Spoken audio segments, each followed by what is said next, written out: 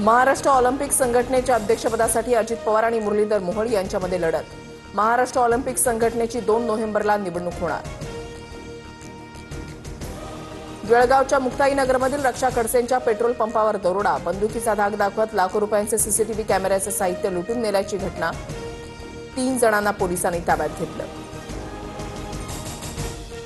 Cough syrup प्रकरणी supreme कोर्टामध्ये दाखल याचिकेवर आज सुनावणी। सरन्यायाधीश भूषण गवईंच्या पीठासमोर सुनावणी होणार। कफ सिरपमुळे अनेक लहान मुलांचे मृत्यू। तिसऱ्या दिवशीही कोल्हापुरातील स्टील उद्योजकावरील आयकर विभागाचा छापा सुरूच। आयकर विभागानं उद्योगाशी संबंधित कागदपत्र ताब्यात घेतल्याची माहिती, सूत्रांची माहिती।